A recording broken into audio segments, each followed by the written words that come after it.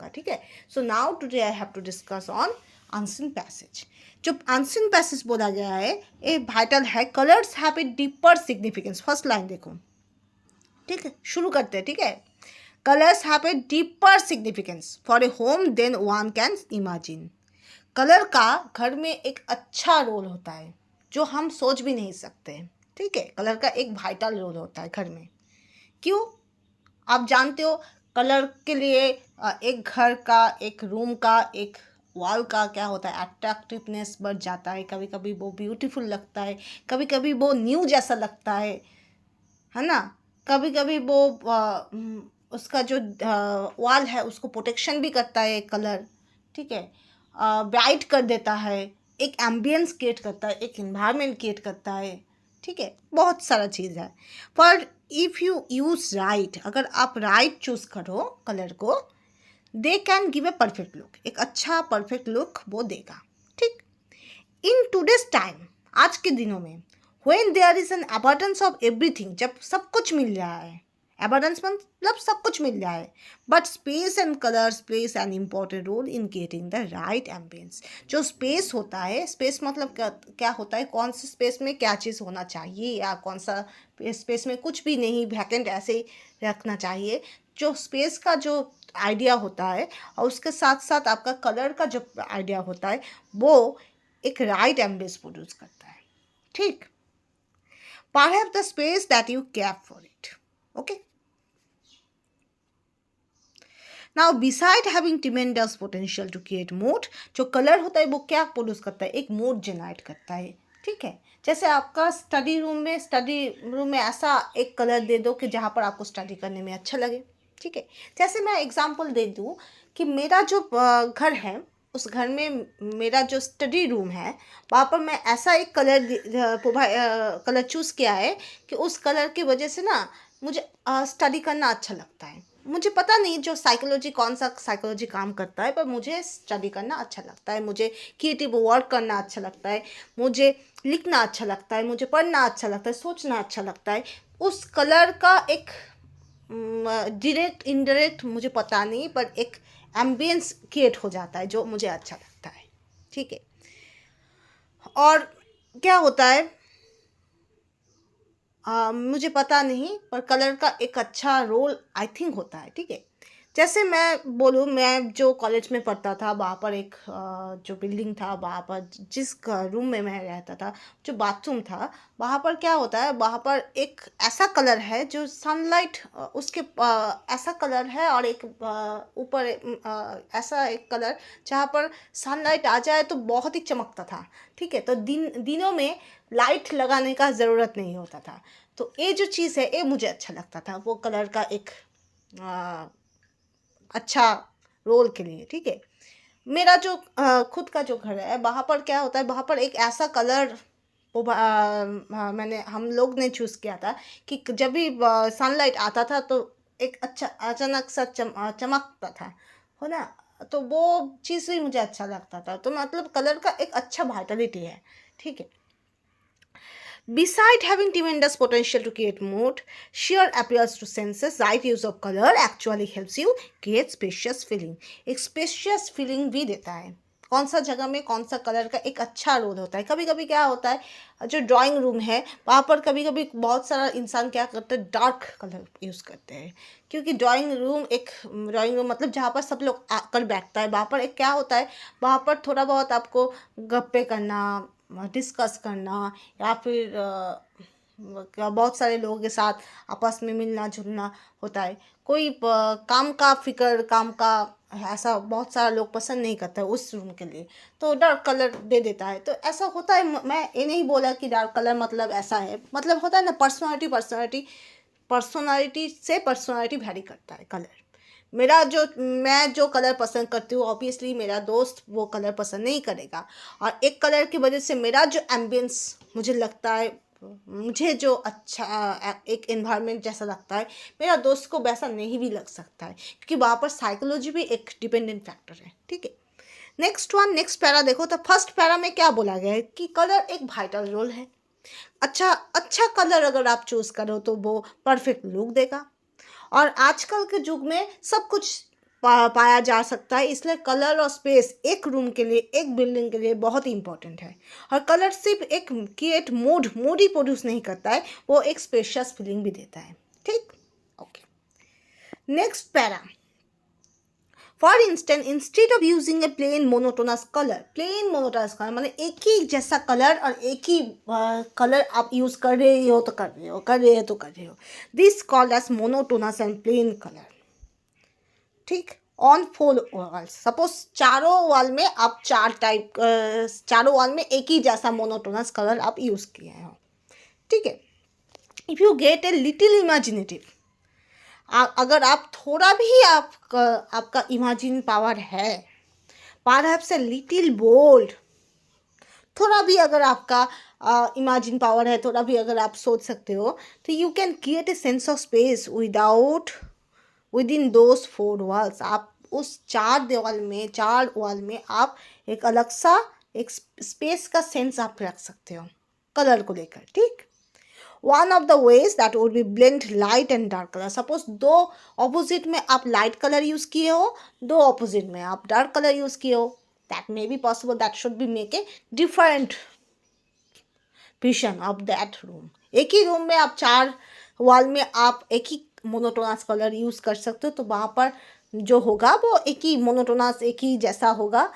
उसके जगह में आप ऐसा भी यूज़ कर सकते हो कि दो ऑपोजिट वॉल में लाइट और दो ऑपोजिट वॉल में आप डार्क कलर यूज़ कर सकते हो, दैट मेक डिफरेंट। ओके, और to paint two opposite sides in lighter shade than the other two, वो मैंने बोला blend light and dark colour भी आप यूज़ कर सकते हो। One of the way would be blend light and dark colour, आप डार्क कलर यूज़ कर सकते हो। आप दो ऑपोजिट साइड में लाइट शेड और अदर टू में आप डीप शेड ऐसे कर सकते हो। Colour can add height to your room too, आपका रूम तक जाएगा ऐसा आप कलर दे सकते हो। For instance if the room is painted white, the upholstery of your furniture is deep blue tone. Suppose आपका रूम के साथ आपका फर्नीचर का भी अच्छा कॉम्बिनेशन हो सकता है। अगर आपका रूम थोड़ा बहुत आपका वाइट हो, तब आप ब्लू की तरह कुछ ब्लू टोन का कुछ फर्नीचर यूज़ कर सकते हो, तो वाइट में ब्लू अच्छा लगेगा, right. The fall ceiling could be painted in light blue, आपका होल वॉल अगर वाइट हो तो आपका जो सीलिंग है, मतलब ऊपर का जो छत है, वो आप ब्लू कर सकते हो, तो वाइट के साथ ब्लू अच्छा लगेगा। Think out of the box to give an even more interesting effect to your room, मतलब आपका जो लिमिटेड स्कोप ऑफ थिंकिंग है उससे बाहर आकर अगर आप सोचो तो आपका बहुत इंटरेस्टिंग इफेक्ट आएगा कलर का। ठीक, रूम में। ठीक, आपको अपने जो स्कोप है, लिमिटिंग जो स्कोप है, उससे बाहर आना है। ठीक, तो ये आपको सेकेंड स्टैंजा में क्या बोला गया कि एक ही मोनोटोनस कलर की जगह में आप blended light dark colour use कर सकते हो। आप चारों वॉल में एक ही जैसा कलर ना देकर आप दो वॉल में लाइट और दो वॉल में आप डार्क कलर दे सकते हो। वो ऑपोजिट भी दे सकते हो, ऑपोजिट दो कलर में लाइट और ऑपोजिट दो वॉल में डार्क कलर दे सकते हो। आपका फर्नीचर और कलर कॉम्बिनेशन का भी एक रोल होता है। आपका रूम का अगर वॉल का चारों ओर का कलर अगर वाइट हो तो आप ब्लू टोन का फर्नीचर यूज़ कर सकते हो। आपका सीलिंग ब्लू कलर का हो सकता है, तो वाइट एंड ब्लू अच्छा लगेगा, राइट। तो आपको बियॉन्ड आपका जो लिमिट होगा उसके बाहर जाकर आपको सोचना है। ठीक, next, whatever your choice is, therefore opinions in the market to help you realize your need। आपका जो चॉइस होगा उस चॉइस के लिए आप क्या कर सकते हो, market to help you realise your need, आपका जो नीड होगा वो आप डिटेक्ट कर सकते हो। सोचो, अगर आप सोचो कि आपका दोनों साइड में ब्लू और दोनों साइड में वाइट कलर देना चाहिए एक रूम के वॉल में, तो आपको वाइट कलर खरीदना पड़ेगा, ब्लू कलर खरीदना पड़ेगा, तो आपका नीड भी स्पेसिफाइड हो रहा है, राइट, चूज़ की वजह से। तो these days you get special pattern stencil to decorate walls with interesting pattern like flowers, leaves, birds। तो आप बहुत सारा पैटर्न के आप यूज़ भी कर सकते हो। ऐसा ही नहीं कि आप सिर्फ कलर यूज़ कर सकते हो, कलर का बहुत सारा पैटर्न भी आप यूज़ कर सकते हो। होता है ना, कलर का डिज़ाइन होता है, बहुत सारा लोग कलर का डिज़ाइन कर सकता है। जैसे मेरा जो घर है वहाँ पर जो आपका जो बैल्कनी है वहाँ पर क्या होता है, वहाँ पर जो सीलिंग है वह सीलिंग में एक कलर कॉम्बिनेशन हुआ है वाइट और ब्लैक का, वो हुआ है आपका मोमबत्ती बोला जाता है ना, कैंडल, कैंडल का जो धुआं होता है वहाँ से प्रोड्यूस किया है। ठीक है, पहले पुटिंग करा है, वाइट कलर दिया हुआ है, उसके बाद मोमबत्ती का जो धुआं है वह से किया है, तो वो बहुत अच्छा लगता है। ठीक है, ऐसा बहुत सारा जगह होता है जहाँ पर आपका शेड शेड करके कलर कॉम्बिनेशन होता है। ऐसा होता है एक वॉल में आपका डायगोनली 2 कलर हो सकता है आपका। ऐसा भी हो सकता है डिज़ाइन, अगर आपका सीमेंट का डिज़ाइन हो वहाँ पर बहुत सारा कलर का कॉम्बिनेशन, वो भी अच्छा लगता है। तो आप बहुत सारे पैटर्न कर सकते हो। ठीक है, और ऐसे तो आप जानते हो कलर कॉम्बिनेशन करने के बाद, कलर करने के बाद भी आप वॉल स्टिकर होता है, बहुत सारा चीज़ होता है जो आप वॉल में दो तो वो कलर के साथ अच्छा लगता है, right? so that is can be possible. So some people draw an entire scenery on your side of wall to the feelings of bringing the outdoor inside. कोई कोई तो होल सिनारी भी कर सकता है। ठीक है, आपके वॉल में सिनारी ऐसा हो सकता है। मेरा एक सहेली था जहाँ पर मैं पढ़ने जाती थी, वहाँ पर क्या था, एक होल वॉल में उसका छवि था, उसका पिक्चर, फोटो। ठीक है, अच्छा लगता है, बुरा नहीं लगता है। बाकी जो तीनों वॉल में एक ही जैसा कलर है, लाइट कलर है, पर मिडिल में जो कलर जो वॉल है, मतलब आप घुसते ही आप देखोगे उस वॉल में आपका डीप कलर का क्या है, एक फ़ोटो है, वहाँ पर उसका छवि है, उसका फ़ोटो है। ठीक है, तो बहुत अच्छा लगता है। ठीक है, so the choices are many, so are the creative way. तो बहुत सारा चॉइस हो सकता है, बहुत सारा क्रिएटिव वे हो सकता है। So just let your imagine flow. आपका इमेजिन आपको फ्लो करना है, मतलब आपको बहुत सारा चीज़ इमेजिन करना है। Every room reflects the personality of the occupant.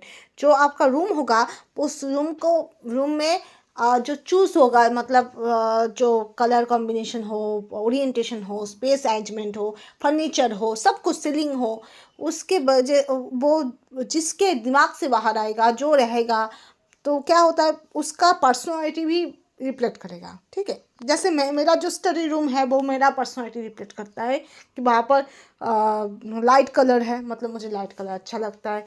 वहाँ पर जो कलर एम्बियंस के लिए स्टडी करना अच्छा लगता है, तो मतलब मुझे स्टडी, क्रिएटिव वर्क, लिखना पढ़ना ये सब अच्छा लगता है, तो इसलिए वो है। और क्या होता है, सनलाइट आएगा तो वो कलर ज़्यादा एब्जॉर्ब नहीं करता है, मतलब मुझे सनलाइट में जो कलर नॉर्मल कलर है वो मुझे ज़्यादा पसंद होता है। ठीक है, तो बहुत सारा चीज़ होता है जिसलिए अच्छा लगता है। एक टाइल्स है वहाँ पर कबूतर का, तो वो भी मुझे अच्छा लगता है, मतलब मुझे बर्ड्स अच्छा लगता है। ठीक है, एक फ्लावर का स्टिकर है, तो मतलब मुझे फ्लावर्स भी अच्छा लगता है, राइट? बहुत सारा पोस्टर है, बहुत सारा मैंने होता है ना, हाँ, बड़े बड़े इंसान का कोट्स होता है ना, उन लोगों का बोलना, वो मैंने चिपकाया है वॉल में। मतलब उन लोगों का बातें मुझे अच्छा लगता है, मोटिवेशनल कोट्स मुझे अच्छा लगता है। तो that is my personality, right? Okay, so hence it is important to pay attention to every detail. Your walls are your canvases, freshly painted and all bare. Go ahead, space color and watch the effect unfold. तो आपको वैसे colour देना है, वैसे page arrangement करना है, तो आपका वो इफेक्ट आप देख पाओगे। ठीक है, तो ये आपका होलवर आंसरिंग पैसेज है। अगर अगर आपको फर्दर पढ़ना है तो आपको पढ़ना है। ठीक है, पर एक बार पढ़ने के बाद, एक बार अच्छे से समझने के बाद आप क्वेश्चन में चले जाओ। अच्छा ट्रिक दे रही हूँ, पहले अच्छे से पढ़ो, एक बार और 2 बार, मैक्सिमम 2 बार, ज़्यादा मत पढ़ो। पहले एक बार अच्छे से पढ़ लो, समझ लो, अगर अच्छा हो तो एक बार में ही पढ़ लो, जो समझा समझा, उसके बाद क्वेश्चन देख देना। ज़्यादा टाइम अनसीन पैसेज को पढ़ने में मत वेस्ट करना। पहले एक बार पढ़ लेना, उसके बाद क्वेश्चन देख लेना। क्वेश्चन देखने के बाद रिटर्न आना, कि आपको देखना है कहाँ कहाँ पर वो क्वेश्चन का वो पैसेज, या फिर कभी कभी क्या होता है क्वेश्चन में ही आपका लाइन लिखा जाता है, तो वो लाइन कहाँ पर है, उसके बाद फिर से पढ़ो सेकेंड टाइम। पहले क्वेश्चन के साथ, सब क्वेश्चन के साथ कोरिलेट करो, कहाँ पर वो क्वेश्चन हो सकता है, पहले वो देख लो, उसके बाद एक अच्छे से रीडिंग देख लो, अच्छे से पढ़ लो। उसके बाद आपको कम टाइम में आप समझ जाओगे कौन सा है। ठीक है, पॉइंट आउट कर दो कौन से जगह से फर्स्ट क्वेश्चन, कौन से जगह से सेकंड क्वेश्चन, कौन सी जगह से थर्ड क्वेश्चन है।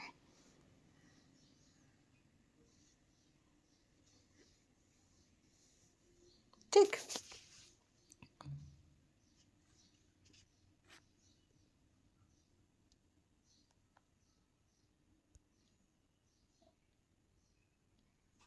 Next question.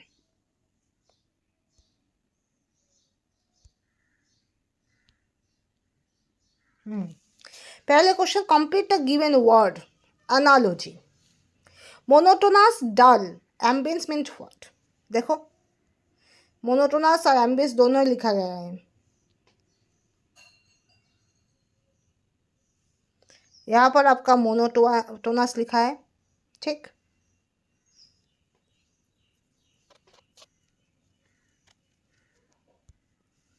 यहाँ पर आपका मोनोटोनस लिखा है, एम्बियंस यहाँ पर लिखा है, तो दोनों वर्ड ही इस पैसेज का ही है, ठीक। तो देखो मोनोटोनस मतलब डाल होता है, मोनोटोनस मतलब उसका मीनिंग है डाल। एम्बियंस मतलब क्या हो सकता है? रूम तो नहीं होगा, आप मैंने पहले ही बोला एम्बियंस मतलब इन्वायरमेंट, मूड ऐसा होता है, ठीक है, तो रूम तो नहीं होगा। टेम्परेचर के साथ कैसा रिलेशन होगा? एम्बियंस के साथ टेम्परेचर का कोई रिलेशन नहीं है, ठीक है। वेदर के साथ भी रिलेशन नहीं है। वेदर मतलब वो आउटर एनवायरनमेंट फैक्टर, आपका बाहर में बारिश हो रहा है या धूप हो रहा है तो उसके साथ आपका एम्बियंस का कोई रिलेशन नहीं है, ठीक है। एम्बियंस मतलब आपने जो क्रिएट किया है by using colour, by using all over the things in the room, okay, so that should be atmosphere or mood, means aura. Aura means atmosphere, aura means mood, so that's why the answer will be ambience, that should be goes to aura. Aura means atmosphere or mood, okay. Next, to think out of the box does not mean to think. Think out, to think out of the box, मैंने क्या बोला था?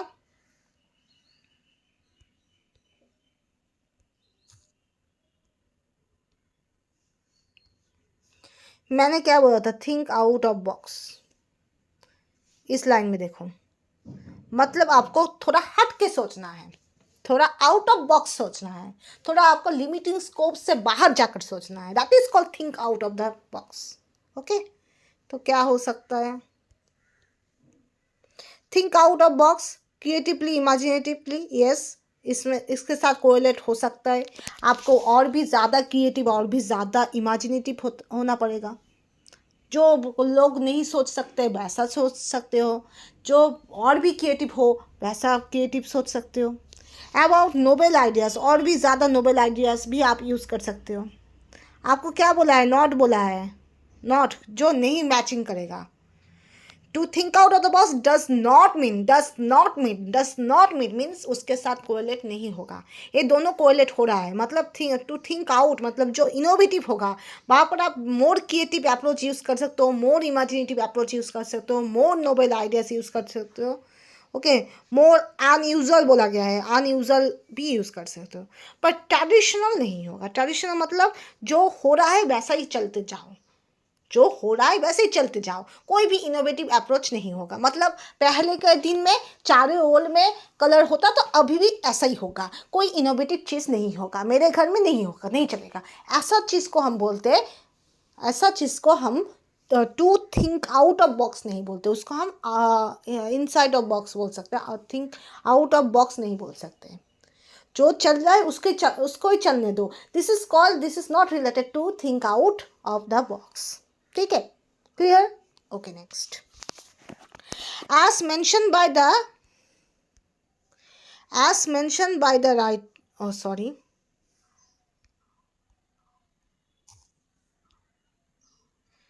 और कितना colour है, मैं colour combination थोड़ा देख लेती हूँ। as mentioned by the writer in para 2, okay, para 2 में बोला गया है। कौन सा पैरा? पैरा 2 में बोला गया है, ठीक है। मतलब पैरा 1, पैरा 2, पैरा 3 था, 3 पैरा था। देखो, आप देखो, एक पैरा 1, ए आपका पैरा 1, ए आपका पैरा 2, ए आपका पैरा 3, तो पैरा 2 में बोला गया है, मतलब यहाँ से, ठीक, यहाँ से बोला गया है। पैरा 2 बोला गया है, आपको हिंट दे दिया है, हिंट शॉर्टेड। ओके, आपको होल पैसेज नहीं पढ़ना है इस क्वेश्चन के लिए, आपको सिर्फ पैसेज 2 देखना है। अगर आपको आंसर नहीं भी पता है, आपको बोला गया है पैरा 2, मतलब आपको बाकी 2 पैरा नहीं देखना है, आपको सिर्फ पैरा 2 देखना है। Okay, clear? Okay, next, you have to see only para 2. You have never see, you have not, there is no need, you have to see, that is, you have to see only para 2. Para 2 is mentioned. Okay, hint is given. Okay, so as mentioned by the writer, para 2, some ways by which you can break monotony. You can make monotony, you can bake monotony. monotony मतलब क्या होता है, बहुत चलता रहता है, boring जैसा, उसको आप बेक कर सकते हो। ठीक है, कहाँ पर लिखा है monotony? देखो पैरा नंबर 2, यहाँ पर लिखा है मोनोटोनस। कैसे आप कर सकते हो? मैंने बोला गया है यहाँ पर आपको एक बोला गया है, you can little imaginative with in those four जो वाल है वहाँ पर आप बहुत सारा चीज़ कर सकते हो। एक कर सकते हो blend light and dark colour use कर सकते हो, लाइट और डार्क कलर का ब्लेंडेड मोड आप यूज़ कर सकते हो। दूसरा बोला है ऑपोजिट साइड में आप लाइटर शेड और डार्कर शेड ऐसा आप कर सकते हो।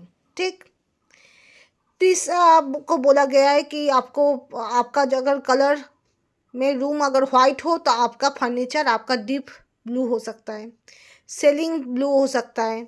ठीक है, तो ये आपको बोला गया। तो तीनों चीज़ आपको बोला गया है। एक होता है that is there must 3 things are given, blended light and dark colour. Second one, that is opposite sides in lighter shade than the other two. And third one, that is if the room painted white, the upholstery of your furniture is deep blue color. And last one, the false ceiling could be painted in the light blue color. Okay, so there must be 4 and 5 things are given. Okay, so which can use to break the monotonous color in the wall. मतलब क्या होता है, monotony break कर देता है। तो क्या होगा, मोनोटोनी कैसे ब्रेक करता है? Blended light and dark colour, yes, ये तो आपका ठीक है, blended light and dark colour. Painting all the 4 colours in plain colour, no, इसमें आपका मोनोटोनी प्रोड्यूस होता है। आप चारों ऑल में एक ही जैसा बोरिंग का कलर, एक ही जैसा कलर दे दो तो वो थोड़ा मोनोटोनस होता है। ठीक है, पर blended light dark colour that is okay, that is right. तो बोथ तो नहीं होगा क्योंकि B option is not correct. पर आप ज़्यादातर केस में क्या करोगे, ए ऑप्शन राइट करके चला जाओगे, right. Most of the cases, most of the candidate do right the A option and left this question, but that is wrong because they are already given D option. A is correct, B is wrong, and that is more appropriate. So option D होगा correct answer. Option D A नहीं होगा क्योंकि option D is more appropriate. That is obviously A, that is by blended light and dark shade, that is right. But B, that is painting all the 4 walls in plain colors, that is wrong. Okay, so that's why option D is the correct answer. Okay, next we proceed. Next और क्या colour है देखते हैं। Okay, pink colour है, ठीक है। Right use of colours, देखो आज हम कलर के बारे में बोले तो बहुत सारा कलर यूज़ करेंगे, ठीक है। मुझे कलर कॉम्बिनेशन बहुत अच्छा लगता है। पहले मैं ना क्या करते थे, मैं जब पेंटिंग करती थी तो मैंने पेंटिंग के बहुत सारे चीज़ किए, पेस्टल का काम किए, ऑयल पेस्टल के काम किए, जो वाटर कलर उसमें काम किए, स्केच के काम किए।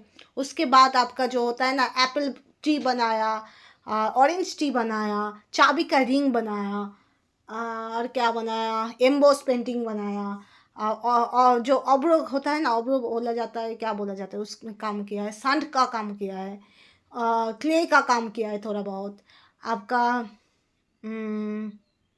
और क्या किया है मुझे याद नहीं आ रहा है।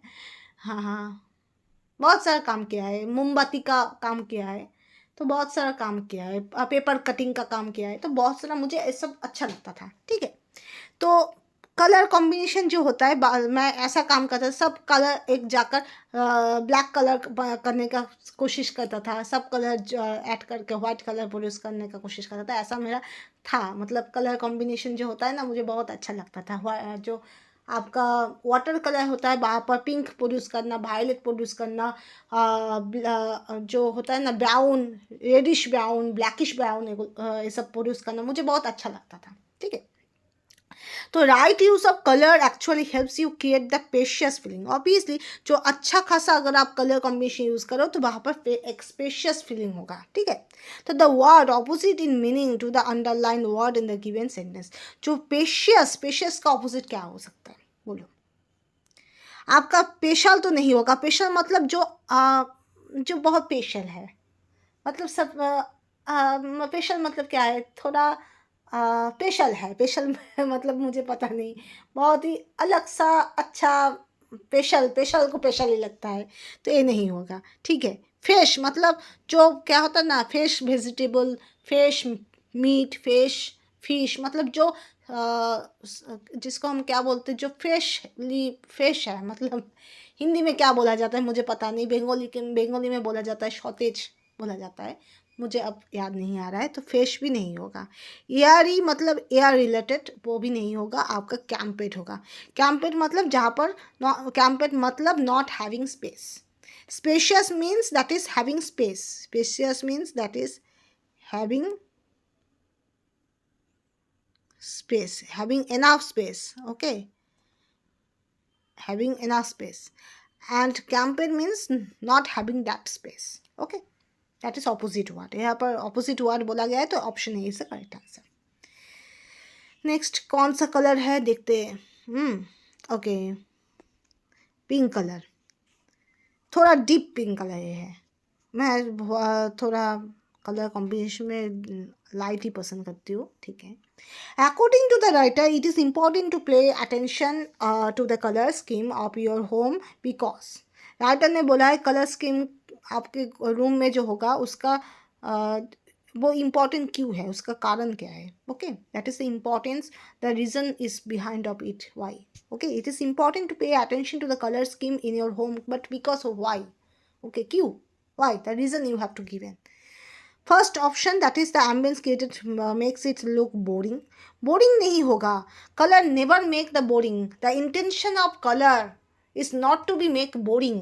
Okay, that is not an intention of colour.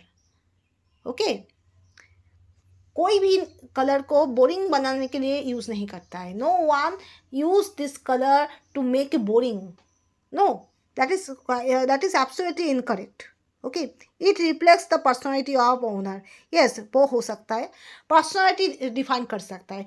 जो इंसान जैसे कलर पसंद करेगा, उस पसंदीदा कलर्स के वजह से उस इंसान का जो पर्सनैलिटी होता है वो भी रिफ्लेक्ट होता है। ठीक है, the person who choose that particular colour, by this colour the personality of that person can be suggested, can be reflected. Okay, next one, the words reveal the secret of your life. No, your life never be revealed by color. आप एक colour use किया और आपके दिमाग में, आपके मन में, आपके लाइफ के अंदर क्या चल रहा है सब रिफ्लेक्ट हो रहा है, ऐसा नहीं होगा, ऐसा नहीं होता है। ठीक है, आपको वो सीक्रेट बोलना है, उसके बाद ही लोग जानेगा। ऐसा नहीं कि आप कलर कॉम्बिनेशन दे दिया और आपको कलर चेंज करने के आपका जो सीक्रेट वो बाहर आ जाएगा, वैसा नहीं होता है। नहीं, आपका ऑप्शन सी नहीं होगा।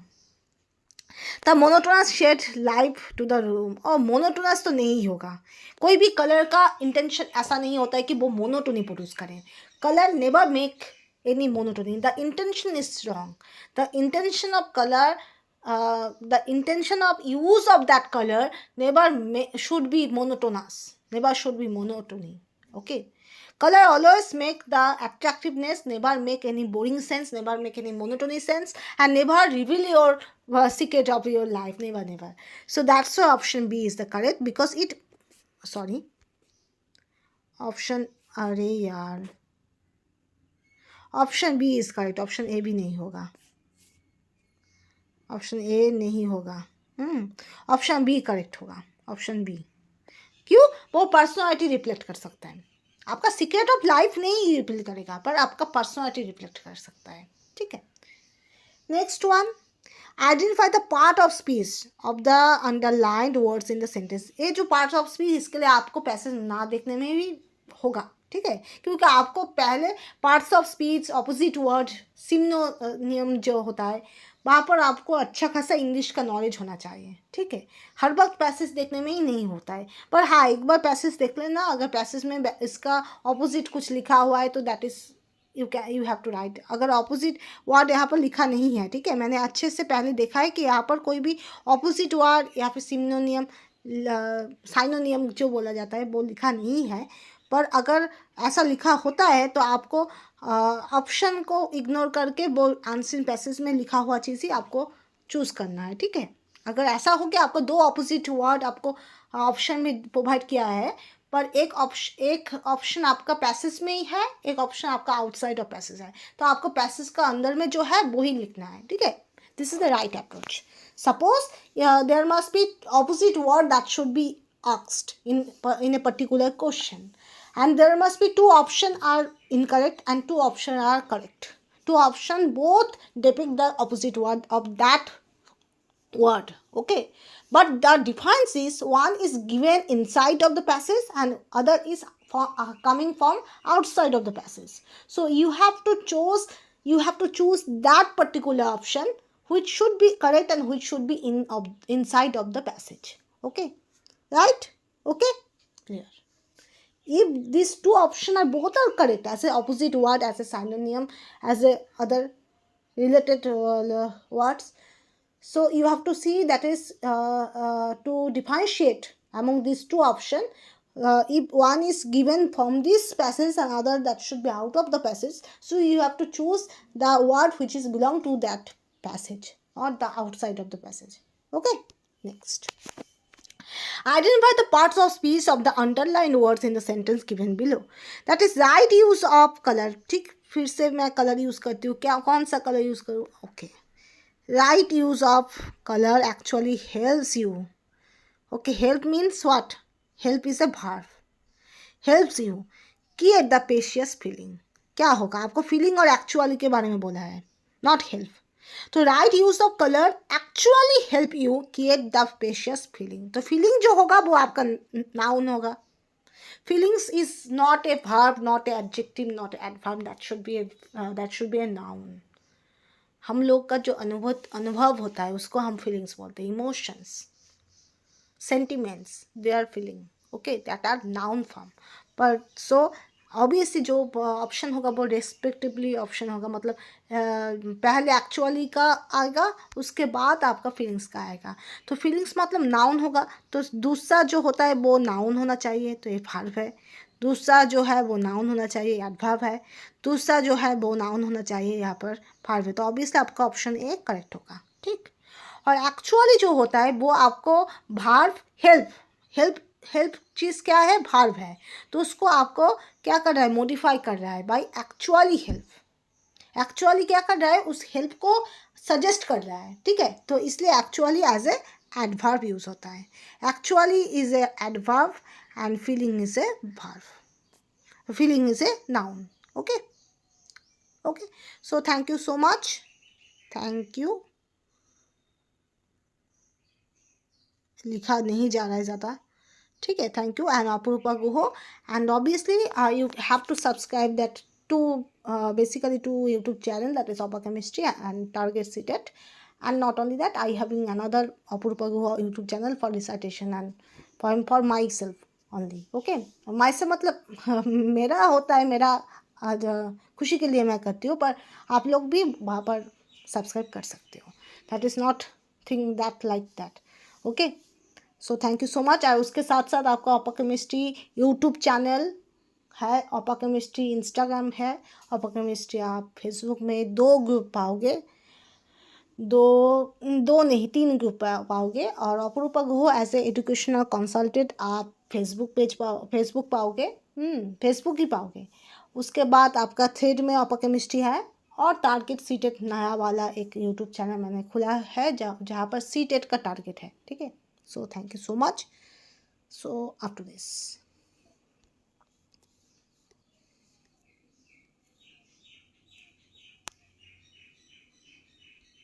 Thank you.